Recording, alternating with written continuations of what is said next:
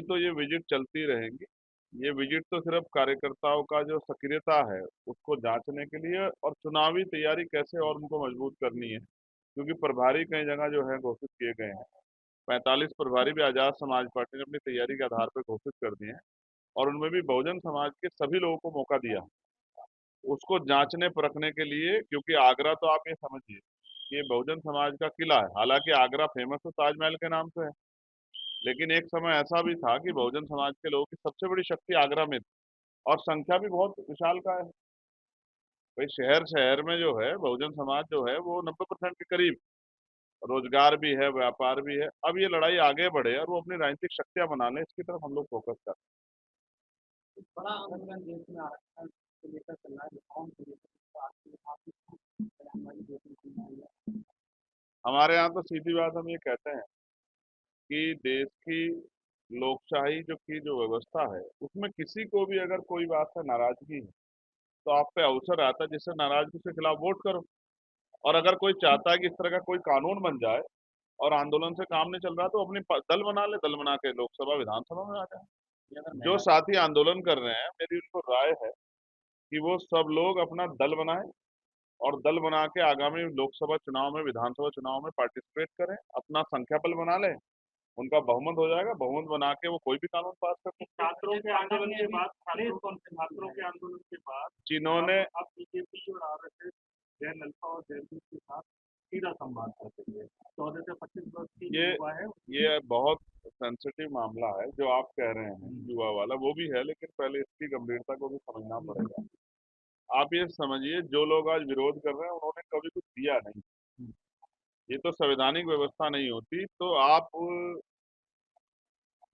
ये जो चुनावी भाईचारा इसको भी नहीं निभा पाते। और मैं आपको जो बात अब कहने वाला हूँ, आपने बीजेपी का जिक्र किया, उप मुख्यमंत्री का जिक्र किया, इस पूरे आंदोलन के पीछे ही कुछ ऐसी ताकतें हैं जो जातिगत जनगणना और उसके आर्थिक आंकड़ों से डरी हुई, जिनको लगता है कि जातिगत गणना अगर होगी, उसके आंकड़े जारी होंगे तो बहुत सारे लोगों के जो झूठे भ्रम फैलाए टूट जाएंगे। लेकिन इसमें जो दूसरा जवाब है मेरा वो इनके सवाल से जुड़ता है। शिक्षा, पेपर लीक, रोजगार जैसे मुद्दों पे नौजवान इकट्ठा हुआ था और जब नौजवान इकट्ठा हुआ तो सरकार ने दिमाग लगाया कि इनको कैसे तोड़ा जाए। नौकरियां सरकार दे नहीं रही है, अवसर दे नहीं रही है और तमाम तरह की जो है आवश्यकता की पूर्ति नहीं कर रही है। अच्छे स्कूल नहीं है, अच्छे कॉलेज यूनिवर्सिटियां नहीं है, अच्छे सड़क नहीं है। मैं एतमादपुर गया था, गारा हो रहा है गोडे गोडे। तो मैं ये बात आपको इसलिए बताऊं, सरकार को लगा और उन ताकतों को जिनका मैं जिक्र कर रहा हूँ, जो संगठन बने हुए हैं, जो अपने आप को राष्ट्रभक्त संगठन कहते हैं, उन्होंने दिमाग लगाया कि इस एकता को कैसे तोड़ा जाए। तो उनमें से कुछ लोगों को चिन्हित करके ये आरक्षण वाले मुद्दे पर आगे कर दिया कि जो युवाओं की एकता बनी थी देश के विभिन्न इंपोर्टेंट मुद्दों पे आवाज उठाने की, संघर्ष करने की, वो मुद्दे पीछे छूट जाए। लेकिन हम ऐसा नहीं होने देंगे। मैं फिर आपसे कह रहा हूँ, छात्रों के भविष्य के साथ किसी भी तरह की खिलवाड़ बर्दाश्त की नहीं जाएगी। आपको याद होगा और आप रिसर्च कर लेना, भीम आर्मी का जो जन्म है, उसकी जो पहचान है देश दुनिया में, वो भीम आर्मी पाठशाला से थी। और पाठशाला हम लोग क्यों चला रहे थे?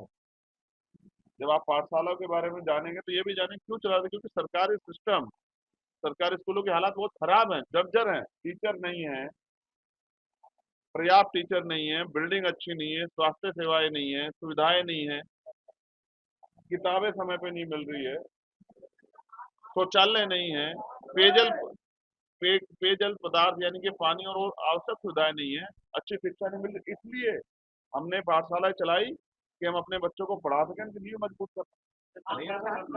समय लगा तो इसको किस तरह से देखते हैं कि छात्रों के ऊपर इस तरह की अगर इतने बड़े पद पे बैठे व्यक्ति के पूरे सहयोग और देश की दूसरी बड़ी पार्टी के नेताओं, जिनके 100 एमपी हैं लोकसभा में, अगर उनको जो एफआईआर कराने में इतना समय लग रहा है, वो भी सही एफआईआर, बैलेट गन चली है और बच्चा जिंदा है, उसके छठे अंदर है, तो आप समझिए कि देश में अघोषित इमरजेंसी, हिटलर साइज जैसे हालात हैं। इनसे लड़ना पड़ेगा। हम तो बहुत दिनों से लड़ रहे हैं, लेकिन जब हम संघर्ष करने जाते हैं तो बहुत सारे विपक्ष के लोग ही कहते हैं कि भाई ये तो ऐसे ही संघर्ष कर रहे हैं, सरकार ऐसे थोड़ा ही मानती है, झुकाना पड़ता, मुकाबला करना पड़ता है। अगर महंगाई की अगर मैं बात करूँ तो गन्ना किसानों को हमेशा कहते हैं कि जो प्रॉपर, लेकिन आज की डेट में चीनी जो है वो 70 के आसपास पहुंच चुकी है। किसानों को मिल रहा है? नहीं। इसका जवाब मैं आपको देता हूँ दो चीजों में।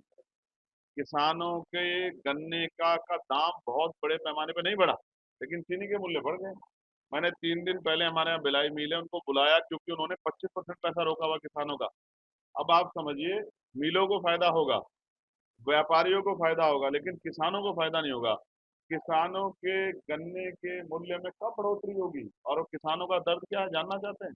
आगरा में हम लोग खड़े हैं, यही एक जगह है ग्रेटर आगरा के नाम से जो डेवलपमेंट का कार्यक्रम चल रहा है, 1,000 रुपए प्रति स्क्वायर मीटर उनसे जमीनें ली गई, और 33,000 प्रति स्क्वायर मीटर के हिसाब से आगे दी जा रही है। यानी कि मुनाफा कर कमा रहे हैं आप लोग 32,000 स्क्वायर फीट एक उस पे मीटर पे, स्क्वायर मीटर पे। और किसानों को क्या दिया? 1,000 रुपए प्रति स्क्वायर मीटर। तो आप तो किसानों को लूटने वाले लोग हो। आप किसानों के हमदर्द थोड़ा ही, आप तो किसानों के, मुझे लगता है आने वाले कल में उनकी खाल, उनकी हड्डियां, उनकी आंतें भी आप जो है, उनकी किडनी गुर्दे भी आप लेकिन लोगे उनसे। सरकार लगातार कह रही है कि चीनी उत्तर प्रदेश में पर्याप्त है, उसके बाद भी दाम बढ़ रहे हैं। चीनी से व्यापारियों का और पूंजीपतियों का भला हो रहा है, मिल वालों का, लेकिन जनता का मुंह तो कड़वा हो रहा है। बढ़ती महंगाई में ऊपर से सुबह की चाय भी इन्होंने कड़वी कर दी। अब जनता इनको भी 2027 में सबक सिखा देगी। कोई भी पत्रकार को लेटर जारी इस आदेश के बाद आपको कैसा लगा? क्या लगता है कि सरकार डर रही है? नहीं नहीं, आप खुद सोचो, लोकतंत्र के चौथे स्तंभ को सोचना चाहिए। कैसा महसूस हुआ कि आप भी नहीं जा सकते? आप तो राजनीति नहीं करते ना। आप समझो मेरी बात को, सरकार अपनी जो खराब व्यवस्थाएं हैं, खराब स्कूल हैं, उनके पीछे, इस ऑर्डर के पीछे छिपना चाहती है। सरकार अपनी नाकामियों के पीछे ऑर्डर लाके, पेपर लाके छिपना चाहती है, छिप नहीं पाएगी। आपको रोक देंगे, आम लोगों को रोक देंगे, जनप्रतिनिधियों को कैसे रोकेंगे? हम जा जाके जगह जगह आवाज उठाएंगे, स्कूल अच्छे करो, इस मांग को कुछ उठाएंगे। और आप जानते हैं, मैं ही आपके यहाँ आगरा में कह रहा था, कक्षा 1 से 12 तक एजुकेशन फ्री होनी चाहिए, क्वालिटी एजुकेशन मिलनी चाहिए हर बच्चे को, ये उसका अधिकार है।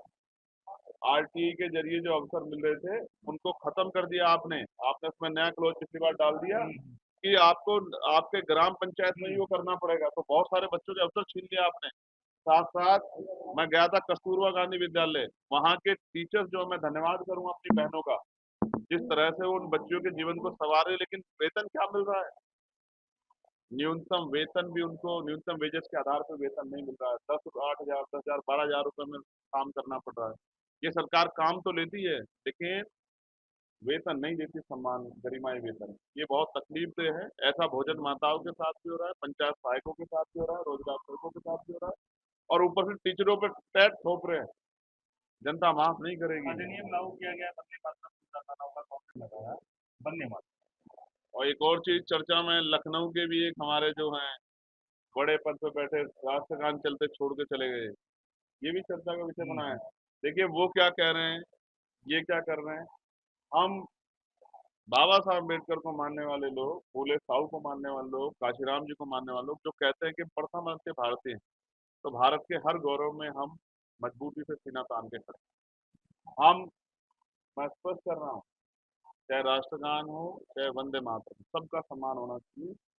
लेकिन एजेंडे आधारित प्रोग्राम अगर सरकार चलाएगी तो जनता वो चक्कर बनेगी। हम वंदे मातरम भी गाएंगे, राष्ट्रगान का भी सम्मान करेंगे, सीना तानेंगे भी, और इस निकम्मी सरकार को हटा के आजाद समाज पार्टी का राजकाज बनाएंगे। अगर आप इस तरह की भाषा का प्रयोग करोगे तो फिर आप ही जो उत्तरदायित्व हो जाओगे, जनता आपसे जवाब मांगेगी। लेकिन कई बीजेपी के नेताओं ने इस तरह की भाषा इस्तेमाल की है। आप इनको अच्छा मानते हैं? आप मानते हैं भारतीय जनता पार्टी लोग अच्छे हैं? ये इनकी भाषा अच्छी है? ये अगर अच्छे होते तो फिर 400 कह के 240 पे कह जाते। ये तो किनारे से बच गए, विपक्ष ने बचा लिए इनको। अगर हम उधर होते तो ये 180 से भी नीचे आ जाते, और आज सरकार बदली भी होती, प्राइम मिनिस्टर कोई और होते, होम मिनिस्टर कोई और होते, डिफेंस मिनिस्टर कोई और होते, और हो सकता है कि हमारी पार्टी से भी एजुकेशन मिनिस्टर होते, ये हेल्थ मिनिस्टर होते, तो इस देश के हालात बदलते। राजनीति हो या क्रिकेट, देश विदेश की ब्रेकिंग हो या आपके मोहल्ले की बड़ी खबर, सब मिलेगा एक ही ऐप में। सबसे तेज और भरोसेमंद। अभी डाउनलोड करें दैनिक भास्कर डिजिटल।